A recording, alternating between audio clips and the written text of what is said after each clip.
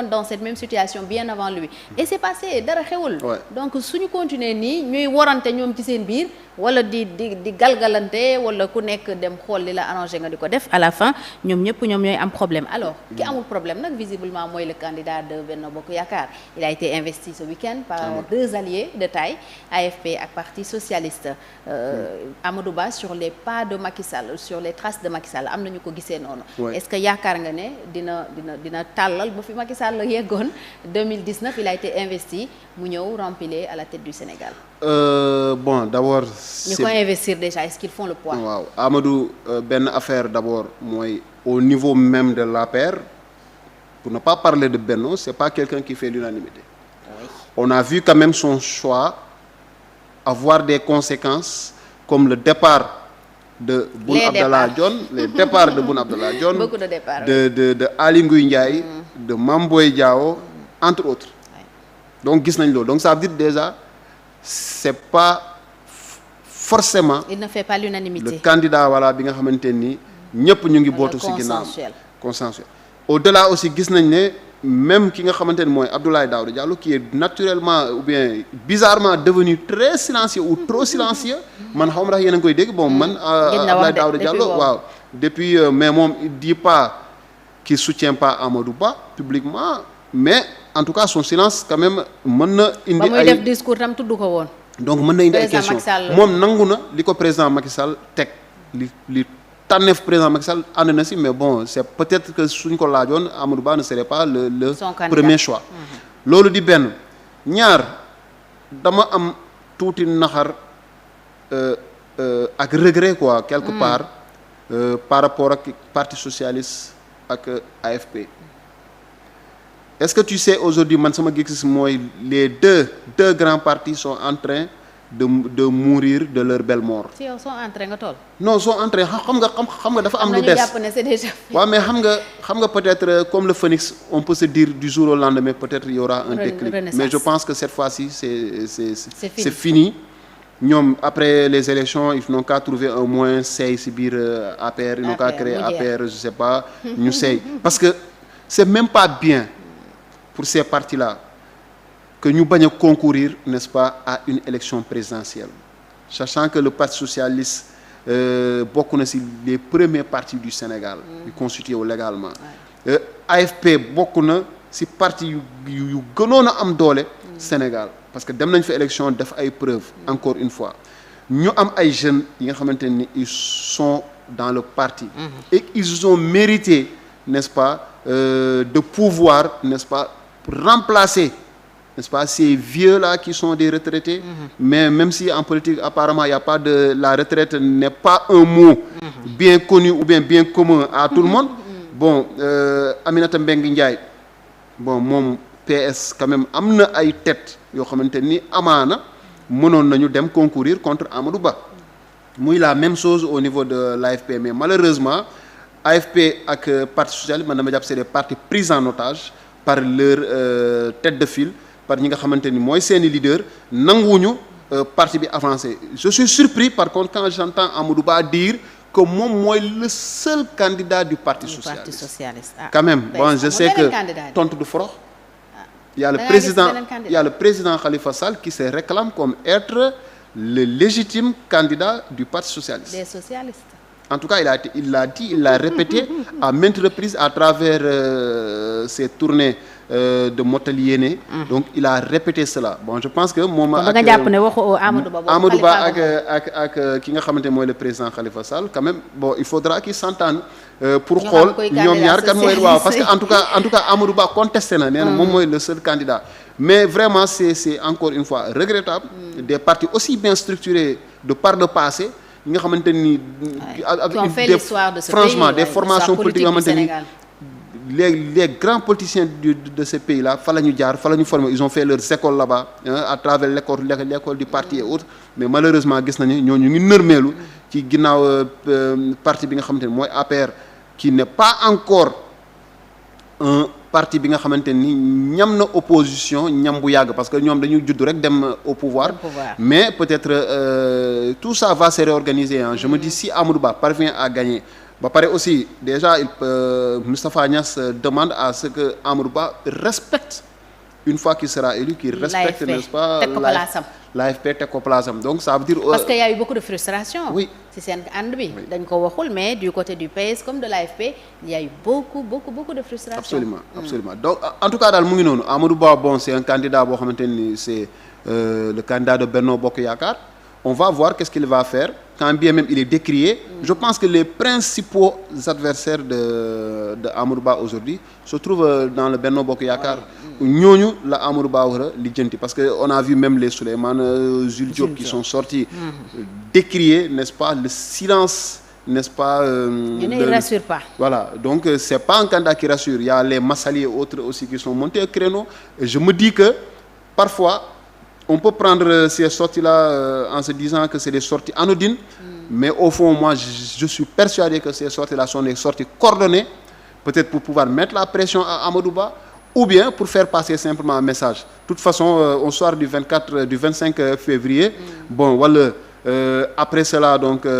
s'il y a un second tour, de toute façon, les Sénégalais pourront apprécier et dinañ xam aussi toutes ces combinaisons politiques-là, est-ce que dina porter ses fruits ou pas. Alors, Cheikh, noo gisee peut-être tey ànd bi nga xam ne Benno ànd na ko ak parti yooyu am na suñu bëri ñoo xam ne foofu la ñu ñàkkee pratiquement seen mbir yëpp foofu tam je pense qu'il y a des enseignements à tirer. Tey les plus grands partis, les partis qui ont fait l'histoire politique du Sénégal ñoom ñëpp ci Benno la ñu deewee. Mamadou Ndoye de la LD nee na ma Macky li mu waxoon dafay réduire l'opposition à sa plus simple expression. Il ne l'a pas fait à l'opposition seulement. Wala il l'a véritablement fait avec ses compagnons de Benno Bokk Yaakaar, ses alliés. Loolu tam je pense que am na ay leçons yu ñu fa war a jàng pour peut-être les futures coalitions. waaw xam nga les coalitions c'est la première fois au Sénégal quand même ñu gis une coalition remporter les élections, continuer de gouverner ensemble. On a vu et bon ça on peut dire plus ou moins. Bon, parce que bi ñuy dem en 2012 il y avait pas de coalition. C'est l'APR qui était parti sous sa propre bannière avec d'autres partis peut-être, mais c'était pas avec les plus grands partis. Mais après on a vu voilà la mayonnaise a pris au second tour bi président Macky Sall gagné. Quand même il s'est entouré de Ousmane Tanor Feu Ousmane Tanor Dieng. Yal na ko yàlla yërëm. Ki nga xamante ne mooy Moustapha Niasse teg ko ci wetam donc PS ak ki nga xamante mooy AFP bokk nañ ci ñi nga xamante ñoo waroon président Macky Sall ànd ak moom dem ak moom élection 2019 gagné élection yi continuer di gouverner léegi nag li am mooy ils ont renoncé ces partis-là vont renoncer à leur deuxième élection présidentielle parce que 2019 bokkuñu te duñu bokk 2024 2019 rek problème la woon quand même c'est trop c'est trop pour un parti parce que il faut ñu dellu ci essence su parti un parti day juddu pour conquérir le pouvoir ginnaaw bi mu conquérir le pouvoir c'est de pouvoir quand même garder le pouvoir aussi longtemps que possible naturellement dans le respect des normes et lois yi nga xamante ni moo tëral moom mooy arbitrer mooy tëral n'est-ce pas le bon fonctionnement des partis et de la démocratie dafa laaj loolu mais dañu gis ne ni ñoom ils vont manquer 2 élections loolu c'est une chose bi nga xamante tey même au niveau de leurs différentes instances da ngay gis ne ces partis-là se font absorber par ñi nga xamante ni ñooy nu mu tudd le parti du président de la République l'AFP donc gars yi dañuy am APR donc AFP ak PS dafa am ci yenn zone yi nga xamante tey presque existé tuñu parce que APR pare na n'est-ce pas jël li nga xamante ne mooy substance parti bi dans ces contrées-là de telle sorte que tey parti bi gëmuma ni sax AFP bu demaloon boppam dina am dara. mais xoolal investiture locale yi li xewoon y a eu des tiraillements y a eu des problèmes. Jusqu'aux dernières heures pour ne pas dire jusqu'aux dernières minutes ci investiture yi. bëri woon na ay xeexoo foo xam ni PS dafa amoon ay maire xoolal fu mel ni Kaffrine Wilane n'est plus le maire il est le président du conseil départemental. Ablaye Seydou Sow moo fa nekk. c'est lui qui décide ku nekk xam na ne fii président conseil départemental. ils font pas grand chose. Bien sûr. Donc président Macky Sall tamit foofu dafa mel ni Cheikh li gars yi wax neexut a weddi de. les a réduits en tout cas à leur plus simple expression. waaw mais xam nga bon man waa Benno moom ñenn ñi topp la plupart des partis. ku nekk da nga ñëw aussi le gâteau hein il faut que chacun prenne sa part. léegi nag dafa am ñoo xamante ni c'est un peu quand on parle de développement durable je transpose dañuy wax ne il faut vivre avec les ressources dont on dispose, n'est-ce pas, en essayant, n'est-ce pas, de ne pas menacer, n'est-ce pas, la vie ou l'existence des générations futures. Malheureusement, ñoom ils semblent avoir mis une croix sur le futur. Ñoom ils vivent pleinement le présent et c'est bien, c'est eux qui sont au pouvoir, hein. Ils le vivent pleinement, mais peut-être que le devenir du parti du seen intéressé wu leen. Quoi qu'il en soit, la preuve, il n'y a pas d'alternance générationnelle. Voilà. Tous les jeunes qui ont voulu peut-être sortir la tête de l'eau dañ leen dañoo génn da ngay génn soo mënoo fa des wala nga génn. Il faut faire un choix foog nga dem. Alioune Sarr est parti, Gakou est parti, ils auraient bien pu assurer la relève. Absolument. Après Moustapha Niasse mi ne woon day dem te ba tey demagul. Non Moustapha Niasse moom yàlla baax na. Ba après 2024 rek dina dem soobee yàlla. Il nous quitte sans nous quitter. Voilà, c'est ça. Il est avec nous quand même. Il nous aime bien. C'est que Moustapha Niasse il nous aime bien. Il aime les Sénégalais. C'est bien d'avoir des alternances générationnelles. Il faut qu'il nous accompagne. Donc il n'a qu'à nous accompagner, il n'y a pas de problème. Mais bref. C'est aussi le mal au Sénégal, cher. Non, dafa il faut savoir passer le témoin. Oui. Il faut savoir passer le témoin. Parce que ñun Sénégal sunu jafe-jafe bi ñu am mooy parti da nga koy créer nga mooy si ne yaa moom parti bi. Alors que le parti n'est pas ta propriété privée. Parfois tamit problème bi ca financement ba la. waaw mais xam nga parti loolu moo yàq tey yenn organisation yi mooy comme man maa yor koppar gi man maay indi maay financer donc je suis le seul à avoir droit au chapitre. Oui.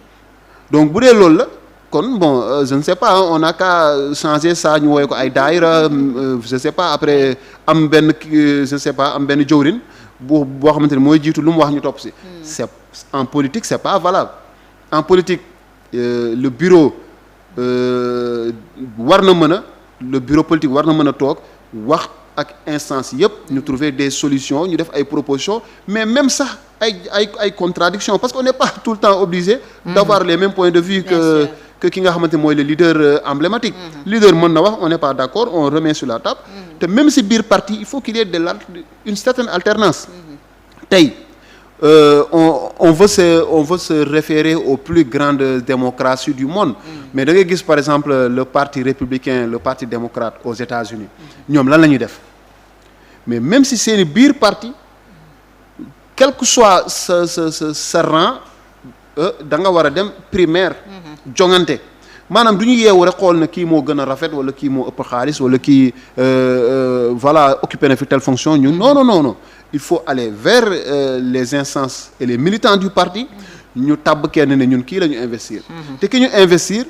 ki mu doon jongante kooku day ñëw ranger wu parce que c'est la démocratie n'est-ce pas c'est la décision du plus grand nombre c'est la décision de la majorité moo ne diw la ñu àndal ñu dem primaire bu gagné na après moom mooy dem élection mais ñu da ngay gis benn nit ci benn parti élection yëpp moom mooy dem y a des gens là depuis 2000 ils vont à chaque fois des élections sous leur propre bannière ñoom kese ñooy dem te ñoom ñooy perte ñoo toog donc à un moment donné aussi bu yàggee non mais il faut savoir passer le témoin même sa biir kër il faut savoir passer le témoin dafa am benn ay yenn âge boo xamante ni boo ko amee nga toog ci kër gi boo nanguwul passer le témoin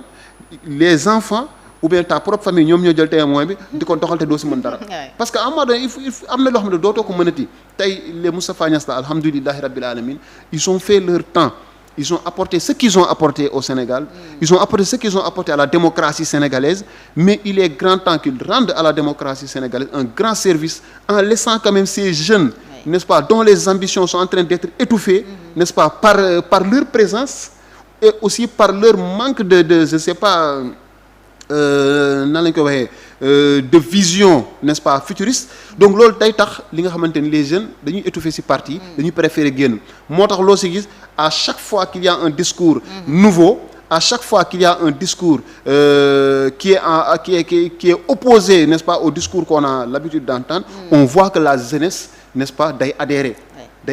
tey la force de Ousmane Sonko ñu bañ ko ñu nangu ko mooy il a osé tenir un discours différent de ce qui était là pendant tout ce temps-là gis nañ fi les Khalifa Sall lui c'est quelqu'un bi nga xamante ni il a une certaine personnalité selon lui sa personnalité c'est de garder li nga xamante ni mooy toujours le dialogue quoi qu'il en soit lépp di am nañu waxtaan nañ jël ay décisions nañu xool et cetera alors que léegi la jeunesse quand même dafay nekk ci benn niveau boobu la jeunesse sénégalaise est une jeunesse à la limite révoltée c'est une jeunesse qui a faim qui a soif ki nga xamante ni dafa soxla démocratie voilà démocratie dañuy rêver li nga xamante ni ñu ngi koy gis yeneen i réew ñu koy mën a gis fii ñu mën a gis un juge taxaw président jël décret juge bi anéantir le décret du président dañuy rêver loolu dañuy rêver ci dëkk boo xamante ni à l'Assemblée nationale on va débattre on va se battre bu dee daf ko laaj on va se battre mais pourquoi pour l'intérêt n'est-ce pas du peuple mais pas dans une assemblée où on va avoir des députés qui auront des colorations députés yi nga xamante ni dañuy représenter ki nga xamante ni mooy le président de la République tout ce qu'il amène c'est bon tout ce que l'opposition propose c'est pas bon nañ ko tegee de côté loolu yëpp day doon li nga xamante ni day décourager un peu les jeunes et les jeunes le discours s'ils entendent un discours n'est-ce pas qui n'a pas la même